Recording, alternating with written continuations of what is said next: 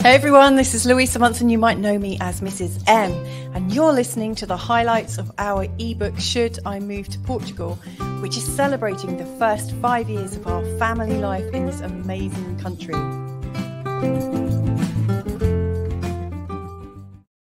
Yes, hello and good evening. It's a late one. I'm so sorry. I'm just back from the beach after spending the afternoon with some lovely friends. Thank you so much. What a lovely afternoon and early evening. Kids, 7 kids, I think, altogether, running around on the beach and on the green. So a lovely evening and just back recording this late. And just listening to my theme tune, then having before that listened to the True Geordie podcast, man, as a recommendation from Frank, who was on the show this morning. And what a mess that was.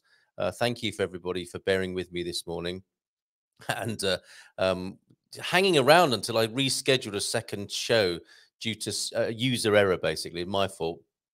And listening to the music just now to this podcast, that is so lame and lightweight compared to Tupac and NWA that I was hearing on True Geordie's podcast. Anyway, you didn't come here for that. You came here to listen to the latest excerpt from Should I Move to Portugal, our book celebrating 5 years here in Portugal. So let's do that, and let's bring onto the screen, onto the screen, not onto the skiing, this little beauty here.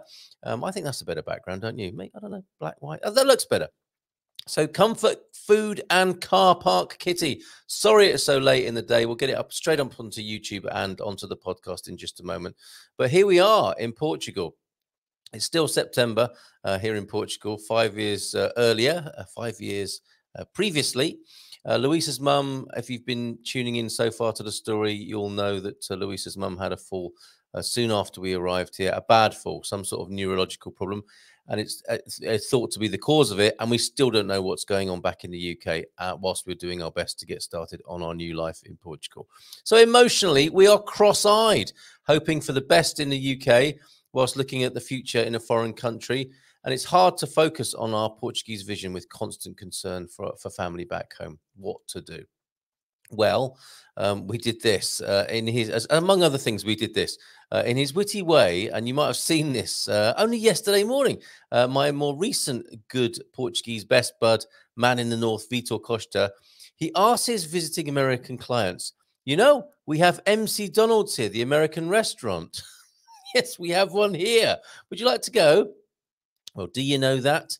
And do you also share the shame that many expats feel? I see this a lot. I hear this a lot. It's like, so we're so sorry for bringing this to Portugal. But do you feel that shame that so many expats feel when seeing so many of the golden arched restaurants in inverted commas here, when perfectly good, fresh and tasty Portuguese food is available on just about every street? And I tell you, had a fantastic frango lunch. One of my favorites, frango, a slice of chicken fillet with some rice, with some chips, and with lashings of buttery sauce on top as well. And the fried egg. Don't forget the fried egg on top of that.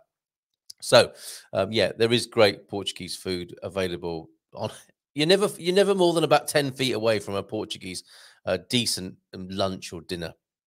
Well, bear with me as I tell you, there's a time and a place for everything. Okay, especially those of you who are shaming me for going to McDonald's in Portugal, as you're about to find out. And this is especially so when you miss or are reminded of home and seek a familiar comfort, regardless of nutritional or cultural benefit. And the thing is, here in Portugal, McDonald's is different. And the one that you see here, that's the outdoor seating area. The McDonald's in Portugal serves cold Sagres beer to go with your burger. The clientele is different. It's a little bit of a different clientele to what I'm used to. I can't comment in the United States, but certainly in the UK, Portuguese people, when they're eating at McDonald's, seem appreciative and peaceful, not edgy and other adjectives I could use for the folks back home. And also, look, there are stray kittens in the sunny outdoor seating area who want to share your lunch with you. This little head popped up while we were eating our mucky McDonald's and wanted to join us. This was a delightful distraction with all that was going on back home.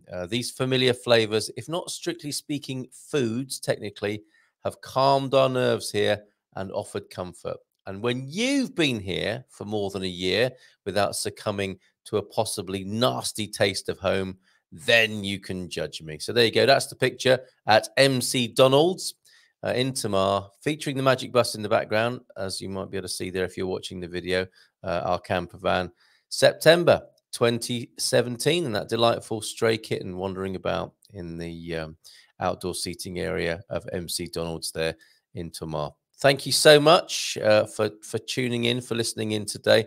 Another one for you tomorrow. So see you then. Bon fin de semana. Ciao, ciao. Bye for now.